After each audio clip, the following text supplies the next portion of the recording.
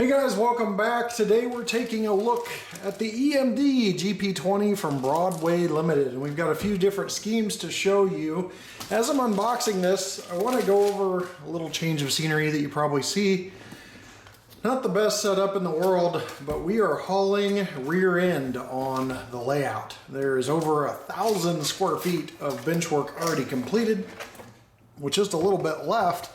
So before you know it, we're going to be on the layout and doing videos on a channel for how to build a layout a little more detailed. But for now, we're in this temporary setup. Just so you know, behind you is Pico, P-I-K-O's track. I'm trying that out for some reviews here. It is snap track. It comes with road bed already on there, so that's just a little programming note. But out of the box, we're going to pull this Broadway Limited GP20. You can already see the packaging's a little different. There's plastic blistering, as they call it, but it was completely encased in like a clear plastic box. And this is Paragon 4. And we're going to talk about Paragon 4. We're going to talk about what changes Paragon 4 brings. See Paragon 4 there? Seems like just yesterday we were doing Paragon 2 reviews. This is Paragon 4. It's out of the box. Let's take a look at it next.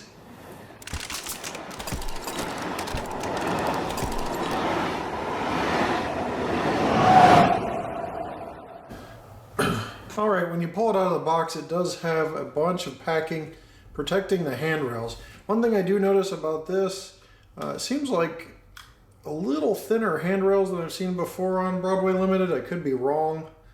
You know, it's been a while since I've reviewed a Broadway Limited diesel, but maybe that is why there's so much packaging. It looks like maybe they stepped up their detail game on this and have made some thinner handrails. Not only are they thinner, but they're also, I mean, they're just as thin as anything you see on the market, but they're remarkably straight. There's a good view right there. I love showing you guys video and pictures because I'm not hyping anything. It's just you see it or you don't, and if you pick something that I don't see, you know, then you can make a mental note for yourself. But I love that, so I strongly encourage that you blow this up to 1080p, 4K in some cases, and full screen, or watch it on your smart TV. Now, on the front, you see a beacon mounted on the front, and that's different for each road name and road number. They do have different road names. Here is Union Pacific, and you can see that roof is a lot different than the Santa Fe roof. So there's different types of horns. Well, it looks like maybe the same type of horn, but there's definitely a beacon AC unit for the cab roof, ice skate antenna stand here. There's dynamic brake fans in the back of the cab, aft of the cab, as you can see there, with clear detail on the fans, exhaust as well. So you can just see that detail back there, and then radiator fans as you work your way back as well. So also on the back, differences between the Santa Fe and UP. You got a winterization hatch or winterization cover on the fan there for the Union Pacific, but not on the Santa Fe based on where these ran.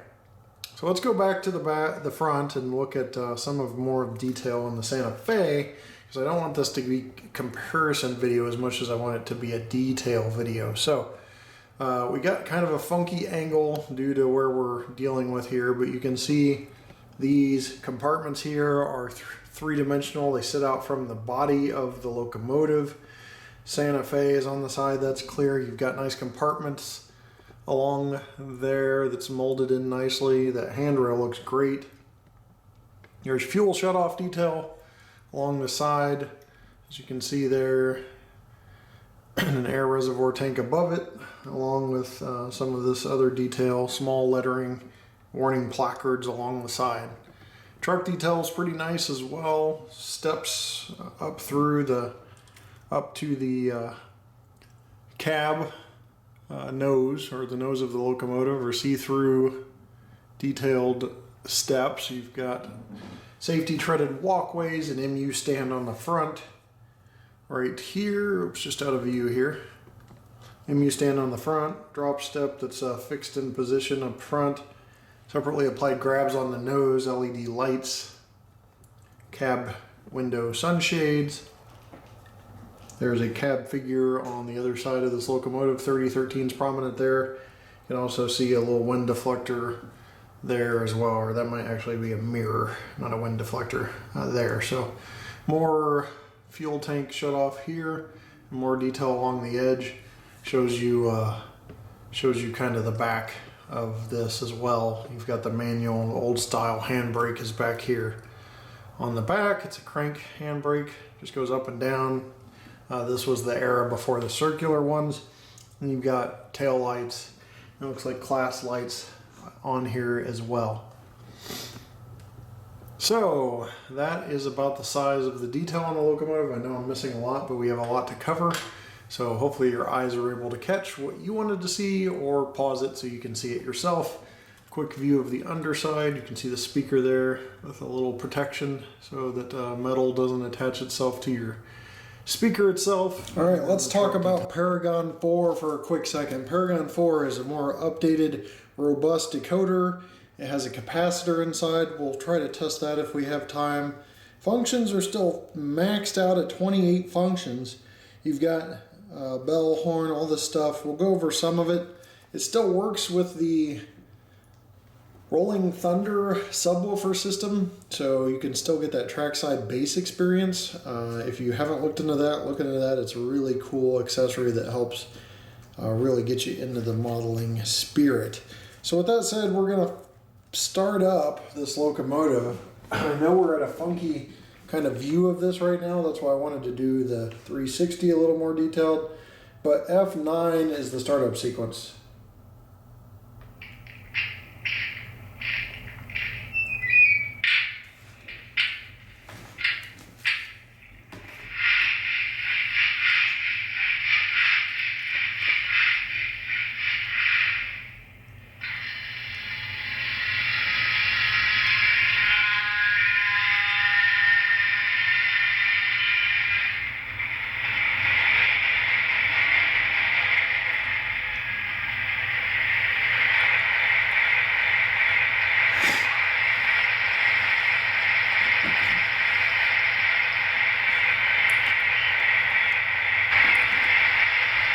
So what you heard there was a locomotive crew walking up to the locomotive, opening the door, which squeaks, a little squeaky old door, slowly firing up the locomotive that kind of hesitated to start there for a bit.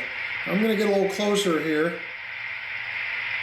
As you can see, the class lights on the nose light up, and you can see the headlight is a nice golden white LED. A little closer allows you to see this a little better. Once you get moving above certain speed steps, the cab light will turn off, which is a really cool feature as well. Now let's go over some functions of the locomotive. We'll start with 0, which is the headlight, and the number boards.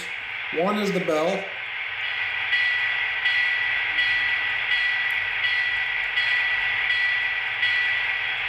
2 is the horn.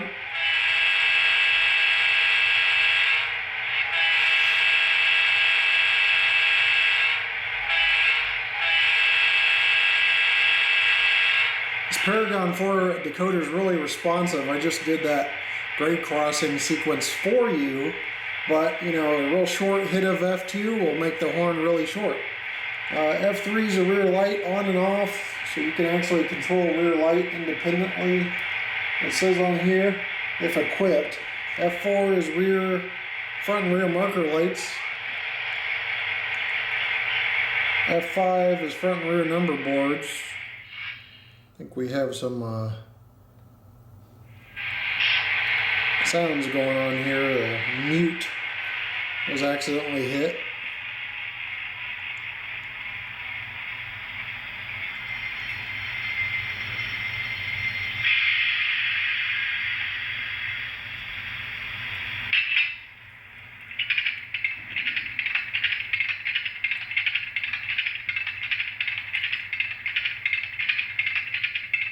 9 we just hit, which is shut down. You hear the locomotive stopping, crew exiting, and then cranking that handbrake on. I'm going to go ahead and turn it back on. F10 is the cab light, if equipped, which looks like a lot of these functions are tied in with other functions on this particular locomotive. 12 and 13 are on. 13 is grade crossing. 14 is station sounds.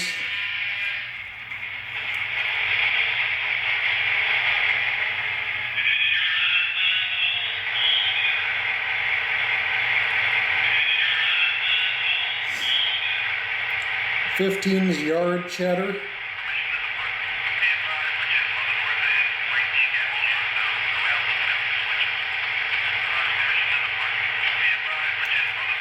And there's all sorts of background sounds that go all the way up to 21, including industrial sounds, lumber sounds, crew chatter in the city, crew chatter in the farm.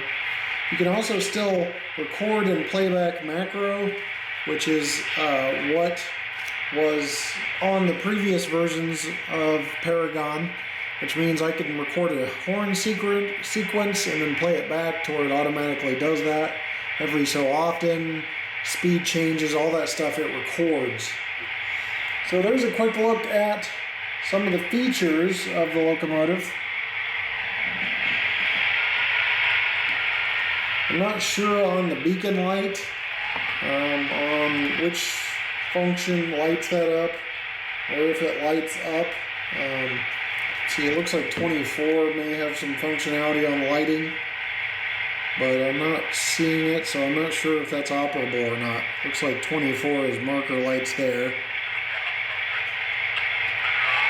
So that is the nose classification lights on 24. So my apologies for not getting you a definitive answer on the beacon light, but I've gone through most of the functions here, and I don't see that illuminating, so I'm not sure if I'm hitting the right button or not. So you may want to research that if that's a deal breaker or deal maker for you. Let's go ahead and move this at a speed step. That's 1 out of 126. It's moving along at a good clip. Smooth right away. No visible lurch to my knowledge, but you may have a better view. There's 2, by the way. It's definitely smoothed out now. And 3, and 4. Looks like the cab light actually turns off at 3 speed steps.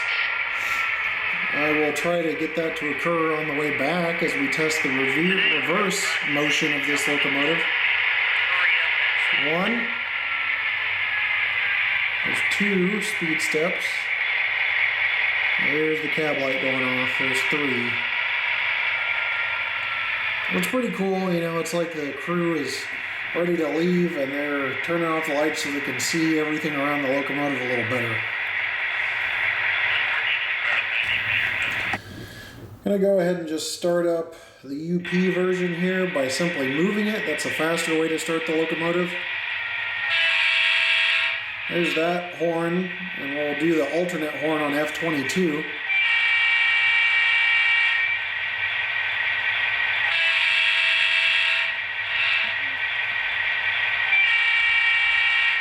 So a little bit of a different horn there. It looks like a single blast, single chime versus maybe a dual chime or a 3-chime horn there, and the difference is on the 22. A little hard to tell. But this is the UP version, just to show you guys what that looks like. Here the brakes, the couplers slack or brake squeal as you're moving along.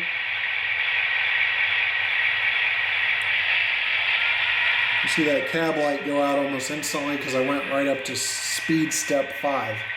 Now let's talk about capacitor. It's already been verified through independent tests from the manufacturer to last a few inches at least of track interruption. I'm just going to take it off the track. 1 1000, 2 1000, 3 1000, 4 1000, 5 1000. It's almost 5 seconds there off the track before the capacitor lost its charge and the actual locomotive shuts down or stops responding to any movement. So if you have bad track work, Paragon 4 is going to be there for you in that aspect, and they're going to be able to run even in bad track work or interrupted connections. So that is a quick video of the Paragon 4 GP20 and some very interesting schemes available from Broadway Limited. Some very cool schemes. Santa Fe modelers probably going to love this. I think it's an accurate representation of the GP20 from what I can see in photos and stuff. I know the handrails are very thin and detailed, but you be the judge. This is your decision to make. I am just providing basically an overview and some very high definition video for you to be the judge of the locomotive. So other tests that I do still have available to me were coupler height and wheel gauge. Those were in gauge on my checks. One thing I can do on camera real quick, because I've already got the power hooked up and I can't really do coupler height again, plus I don't have a good background, but I can do the AccuTrack speedometer here at 1 speed step and see what speed it's moving at 1 speed step. But do keep in mind CVs are allowing that to change, so it's really just an arbitrary test for you to get a good gauge at how fast this is moving. Scale speed right out of the box. So AccuTrack 2 does have an HO and an N scale setting. We're on the HO setting, of course, and it's in miles per hour. Even though it's blinking at the bottom, it is in miles per hour. So it's going to tell you at 1 speed step that this is moving at about 2.5 miles an hour. So that might just be a way to kind of smooth things out, but you can always change configuration variables. I found Broadway Limited's smoothness of drive and pulling power to be very good. So I don't think you have anything to worry about there. Speaking of pulling power, we'll go ahead and do that and then wrap this video up. Alright, we have the locomotive here and the pulling power, so we're going to see what this does at certain speeds. So I'm going to pull this back here to an area of the track I can manage this, tear it out real quick, and then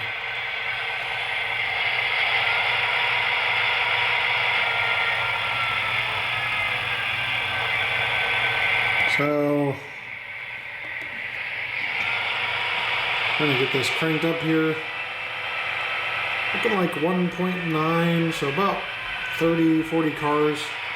I also don't know, this Pico track, what exactly that's doing. It's brand new. It seems a little slippery on the rail, so it may be hard to get a good gauge. Alright, I want to make sure to be thorough for you guys, so I did just pull out the Bachmann track just to make sure. And it is about 1.9 ounces on the drawbar, which is about 30 cars. So, if you want to do a couple of these for those longer consists, that's probably what you're going to need, unless there's something I don't see. So you may want to pick up 2 for the longer consists, or maybe even 3 for the really, really long consists. But this is a short 6-axle locomotive, so you just want to keep that in mind as well. We can do the weight here also. Kind of see, because it's short, it might be kind of light as well. And it's 12.1 ounces or 345 grams, 0.345 kilograms, 3/4 of a pound. So fairly robust locomotive. It's going to be able to pull the shorter consists, no problem. 30, over 30, you may want to get 2 of those to really pull the longer consists. All right, let's wrap this review up on the GP20 Paragon 4. All right, so my thought process on the Paragon 4 GP20. Really solid stats for NMRA compliance. You've got a capacitor and a more robust decoder from what I understand. Still plays with Paragon 3 subwoofers, so you can still get that trackside experience. Detail seems to be notched up, especially on the handrails. Road name specific detail as well. The pulling power is about 30 cars per locomotive, so 2 locomotives for a really long consist and HO scale, and overall smooth runner for sure. So overall I think its attributes are far outweigh any other thing, but it's your call. I'm just providing data to you. I'm providing video, I'm providing running and sound, Dolby 5.1, so you make the call and I just provide the information. I know it's a little late, but we are working on the model train layout, so it's taken a lot of time, about 200 man hours so far. So with that said, thanks for watching, guys. We will be on a layout soon, and we'll see you next time right here on my channel. Take care.